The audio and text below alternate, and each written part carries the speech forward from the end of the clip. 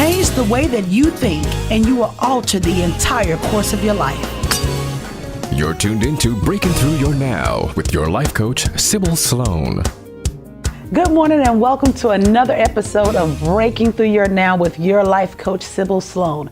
Remember, if you change the way that you think, you will alter the entire course of your life. I am excited this morning. You guys see, you know how I am when I think I'm photo ready. I have a very special young lady in the studio with me today, and she is going to share a little bit about herself. But if you guys look at my hair and my makeup, this speaks for itself, but she has more to say, and it's none other than TonyaH. Thank you for coming on the show. Thank you for having me. Oh, I love to have you, and I'm really glad that you took care of me. She's almost made me spoiled already. I let her know that I was spoiled on our conversation, and I must say she has definitely lived up to my expectations of keeping the trend going for 43 years. So, Miss Hankerson, I know that you own Exclusive Hair Design Salon and Spa because I was there last night. But you also, based on what I understand, you're a facility manager at, what's the name of the facility that you're a manager at? Sunlight Behavior Center. Okay, so facility manager. So what I'm going to get from that is you're in charge of everything. Yes, ma'am. So, I wear several hats there. We deal with boys from the age of 8 to 18, dealing with behavior issues, mental health, and everything. So it's gender specific? Right. For our facility, yes, we just deal with males. Okay. Teenage males. So the at-risk population, I would say. Yes, ma'am. Well, the last few months, we've actually targeted males, showing that there are men in the community who are making an impact, who are living their purpose. And ironically, you are at a facility that manages or deal with at-risk youth. How do you think what you've experienced, and I'm not asking you to divulge anything that would be a violation, but how do you think what you're experiencing and seeing really relates to what's actually going on in society at this particular time in reference to men or the young men that you experience at your facility? Well, without divulging anything as far as confidentiality, I said the biggest thing is broken homes or being raised by a teenage parent, so they come up like friends instead. I think we really need to go back to being a village and helping each other raise the kids to address the issues, because they don't know unless they've been taught. So when they get to the facility, daily hygiene, right. Just the simple things, yes ma'am, no ma'am, we have to teach from the very beginning. And they absorb it, they welcome it, and it's, when you can reach one, it's just, I can't even describe that feeling, when you can reach one and teach him that, and then they go away and they come back and they can see you out and they'll say, Miss Tonya. And I might not even recognize them, but they recognize and they give me so much love, and it makes it all worth it. And I know that based on you guys, I went to the salon, so I'm probably going to say that 5 more times because I'm excited and I like it. However, when I went to the salon, something happened with her son that actually blew my mind. Okay, her son walked me to my vehicle. How old is your baby to walk me to my vehicle? My baby is 7. He will be 8 on February 19th. Okay, so he walked me to my vehicle. He's 7. And that baby opened the door. But when he opened the door, he said, and before you go, your hair is beautiful. It took me back for a minute. I was like, did this baby just say your hair is beautiful? And earlier when we were getting ready, you told me that you instilled something in him. And what was that value that you said you ask him to display every day to every woman he meets? I have a 7 and a 3-year-old. I asked both of my sons to treat every female the way they want their mother to be treated, to show that respect and, brighten up someone's day. They could be having a bad day. So just treat every woman the way you would want anyone to treat your mom. So they always say they want someone to respect their mom, so they open doors. They make sure they compliment you. Wow. And that was just the way we were raised. Wow. Well, I'll just say your mom did an excellent job. Your dad did an excellent job.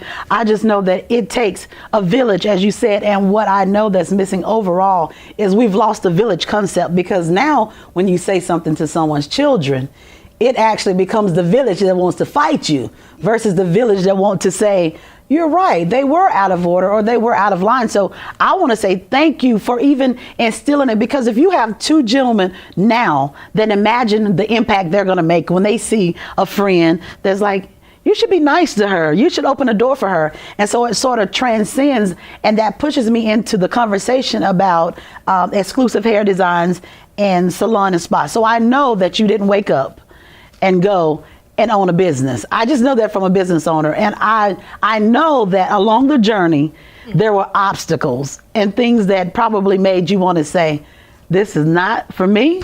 And if I thought God told me to do this, I think he had the wrong person. Tell me the biggest obstacle that you've had to deal with in going from working for someone else while at the same time running your own business. You're a wife, mother, entrepreneur, a manager for another facility. What happens when life happens to you? It's just making that decision that nothing is going to stop you. I mean, I've had some low points, of course, during this, but just making that decision. I mean, we just all in life period, you have to make that decision and say that I am worth it.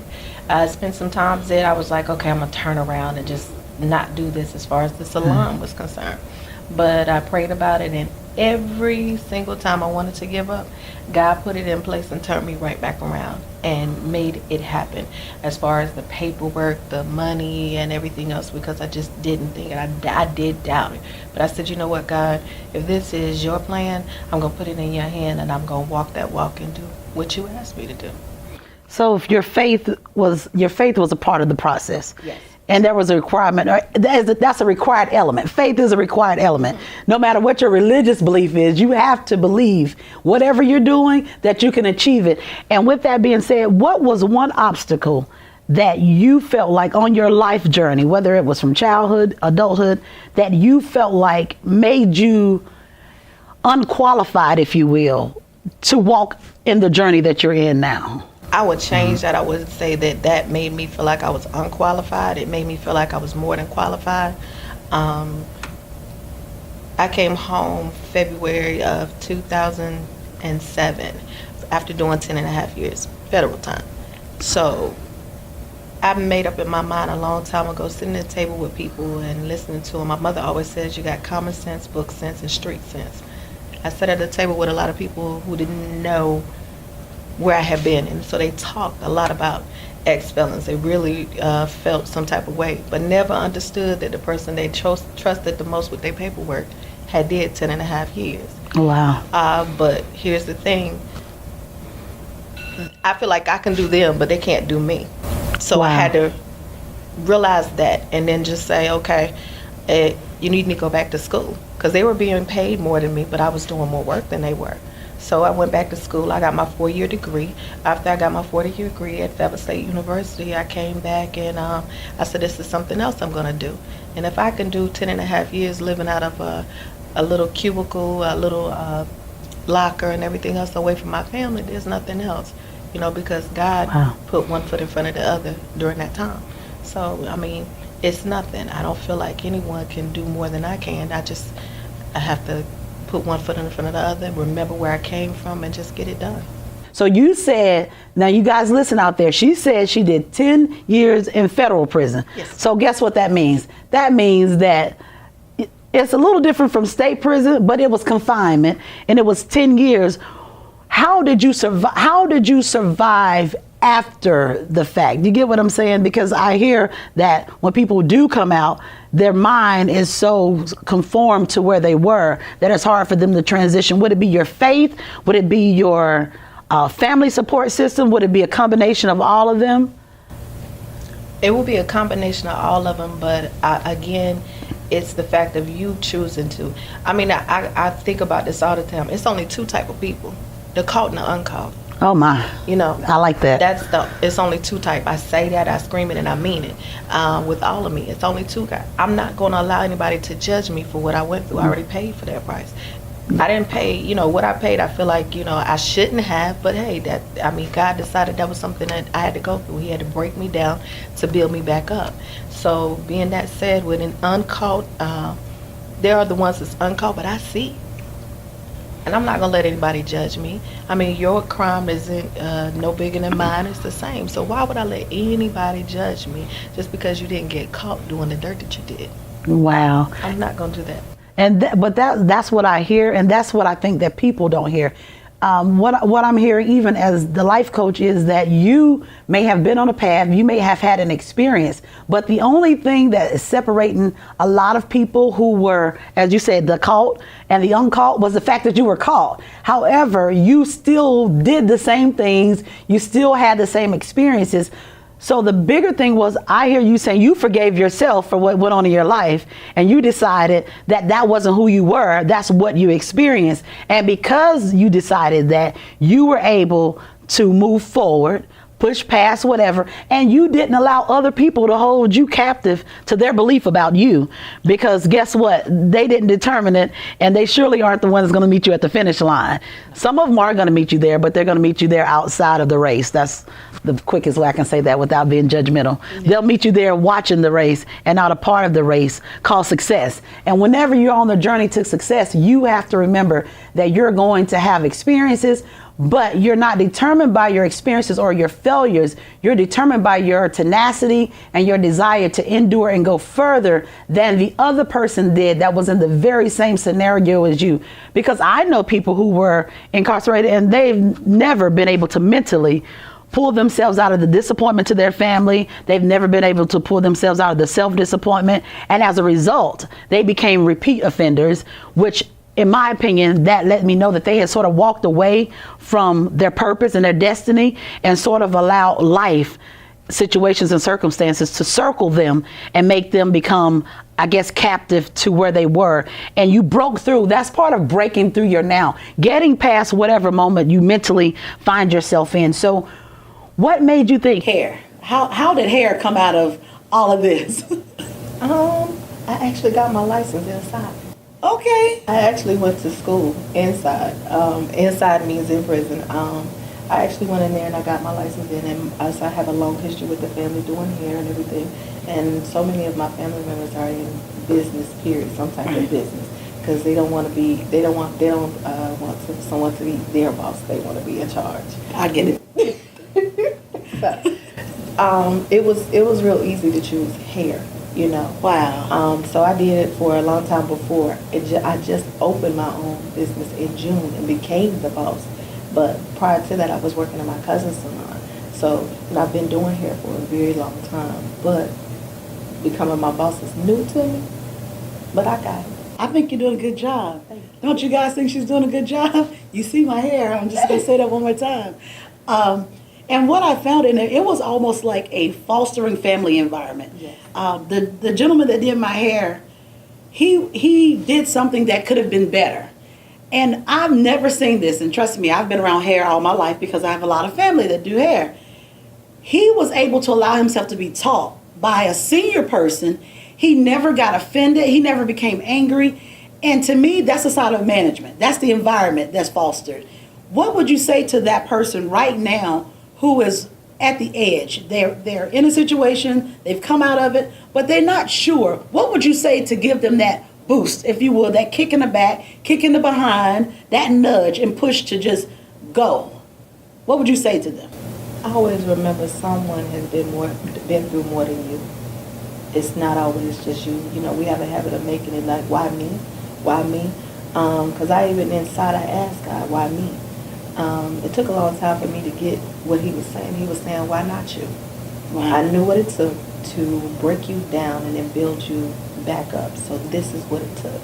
So don't just say, why me? Just know that someone else is going through more than you, and they're still surviving. You can survive anything. It just, where you got to find your gift. Pull it from inside. It helps having family. It does. It helps having the resources and everything else. But you can have all of that and still not make it if you don't make that decision. And just not having hope. So tell the viewers, before we end with you, tell the viewers where they can locate you and where they can actually find you. Are you on Facebook? Yes, we're on Facebook. It's Exclusive Hair Design Salon and Spa. We are at 224 North McPherson Church Road, Fayetteville, North Carolina, 28303. We're directly next to Olive Garden. You'll see a big old sign that says exclusive. So please just come see us. She wants you guys to come see us. I want you guys to like her Facebook page, because remember, if we support one another, we grow, we foster love, and most of all, we let people know that where there's unity, there is strength. And you guys have tuned in to the first segment of Breaking Through Your Now, and we're going to be right back. We'll be right back with Breaking Through Your Now with Sybil Sloan. This is Stephanie Tough Love Brown, HIV activist, motivational speaker, and artist. And catch me on Breaking Through Your Now with Sybil Sloan on CW22 as I share my story and more about this beautiful piece behind me. Now, back to Breaking Through Your Now with Sybil Sloan.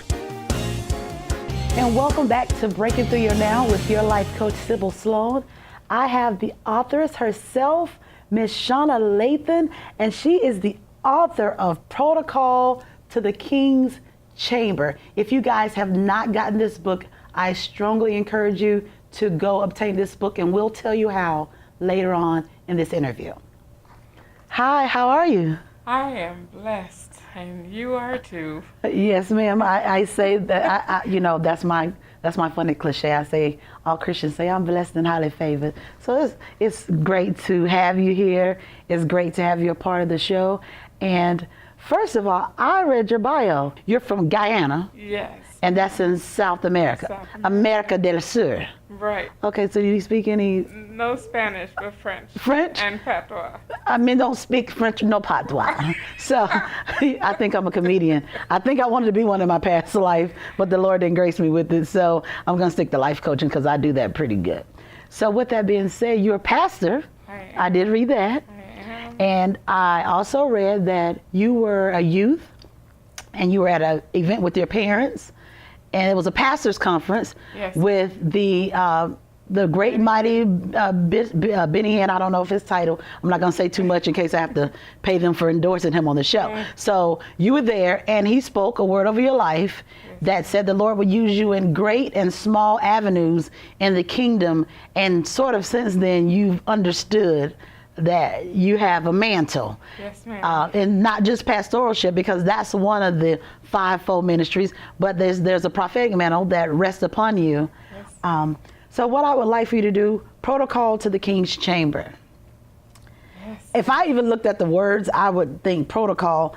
My mind would say intellectually, protocol. That's telling you how to approach the King's Chamber, how to go into the presence of God. So since I don't know any more than that, because I'm so smart, I like to use my brain, I'll let you tell me what it really means, because that's what people do when they see a book. They just sort of assume what it's about. So tell us what this book is about, if you would. Well, first of all, thank you for having me on the show. Oh, I'm humbled to have you. And I greatly appreciate because you didn't have to. I mean, everything that we do in life, there is an order. And that's protocol. Right. Protocol is to say please and thank you. That's how our parents raised us. Right. And so to get into the King's Chamber, there is an order, there is a protocol. To get to the king, any king, there is a protocol. Right.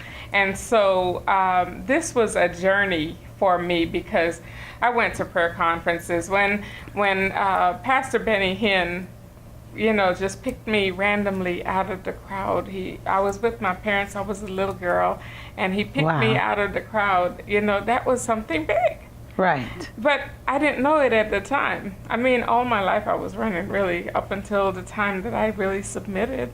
I was running. I went all the way into the military, like Jonah. Okay. Yeah, that's definitely going. I wanted to get away. That's definitely a way. I saw my parents in ministry, and I saw how they were abused, with ministry.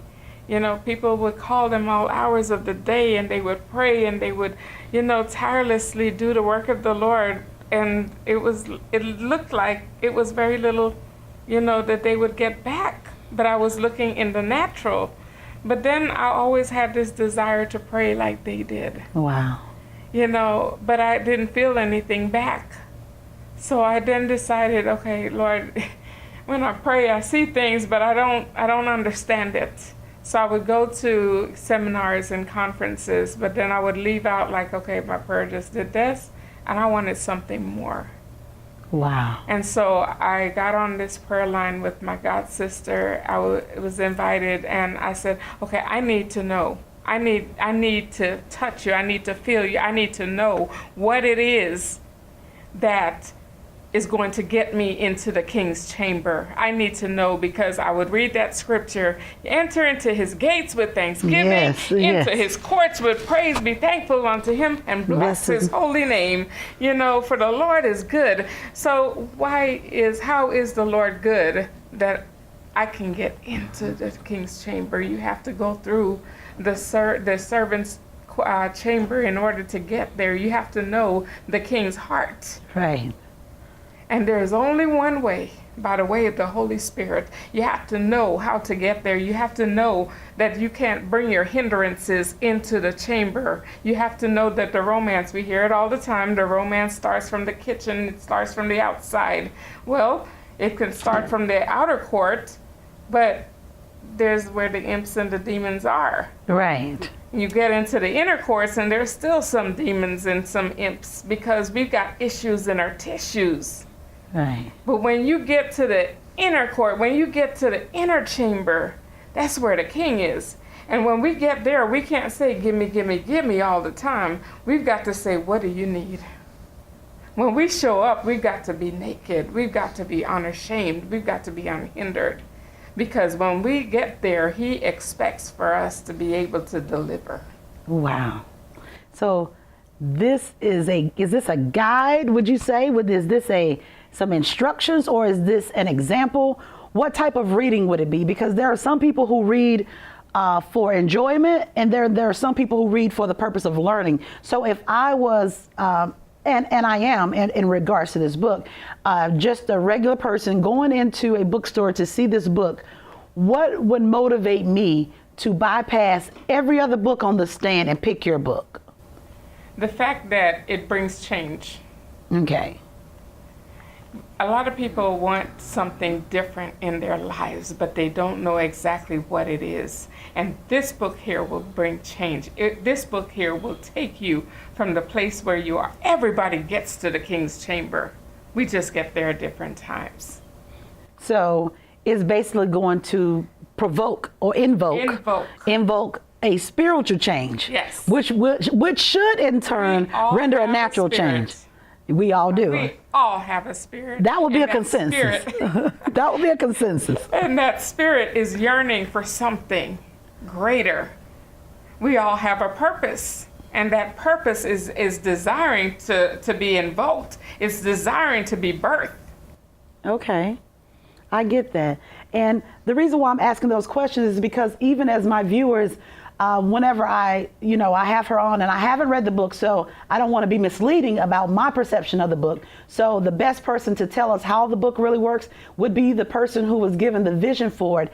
And even in getting a vision, sometimes the vision that we see is what we're walking out that was given to us. However, sometimes what's really taking place is something bigger than that, and we are not allowed to see it, because even when we see, they said we hear in part, that would be scripture, and we prophesy in part. Right. So that means that I may be able to see what this has done in one area, but I may not be able to see what it does in another area of your life. So what I'm hearing you say is get the book, it's going to invoke change. And when it invokes change, because what I've also understood about things that are prophetic, and this will obviously be a prophetic book if a prophet wrote it, that sometimes those things open up scary things. It does. And those scary things sometimes remain unanswered, which sometimes forces people to run away.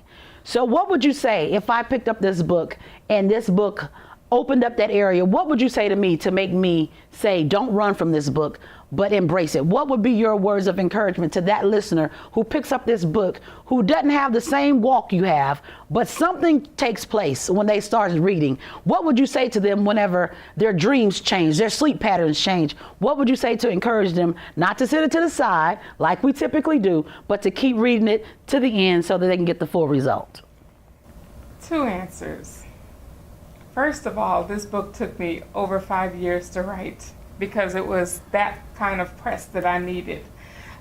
Because I had to, the first time I wrote it within maybe 10 months, and I sent it out, and the publisher then said it was too rich, because all it had was scriptures, it had, rich stuff. examples, explanations, prophetic explanations. But the Lord said, you need to put you in it because you needed to walk this journey. There's a part in there that talks about the heart.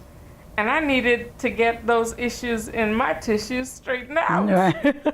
I needed to have unforgiveness. I need to have that area really taken care of. How can I talk about something that I didn't take care of? Right. And so a lot of us are afraid to really face the facts, face reality. A lot of us are afraid to, press the issue. We are afraid to really go to where it hurts. But in order to heal right, you have to sometimes re-break the problem.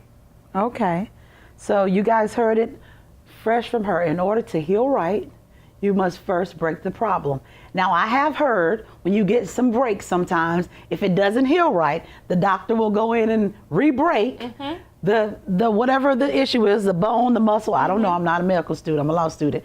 But I'm just going by what I read. They go back in and re-break whatever it is that it can grow properly. I've seen them do it with children with their feet whose feet are incorrectly set. They'll break the feet so that the child can begin to walk right. So in understanding that this thing is going to probably break something, understand that the break-in is necessary because I believe in breaking through your now. So in order to get through your now, you must get through that hard place, that one particular place in your journey that hampers your growth, that hampers you embracing the process, that forces you to go beyond the veil and beyond the moment.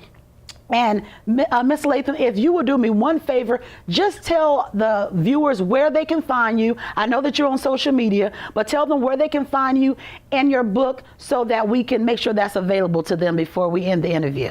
You can find the book on Amazon.com, Kindle.com, and also we have the book. You can find me anytime at Hollandale Advent Christian Church, located at 124 North 5th Street. In Spring Lake, North Carolina. And also, you can find me anytime on Facebook, Twitter, and Instagram. Well, thank you so much for coming on our show. It means so much to understand that there are people out here concerned about your overall being and for you fully vesting and becoming the person that you were predetermined to be. Again, you have tuned into Breaking Through Your Now with your life coach, Sybil Sloan, and author ShawnaL. Remember to go in and search Protocol to the King's Chamber if you just Google it, I guarantee you with her name, it should come up. Again, if you change the way that you think, you will alter the entire course of your life. Until next time.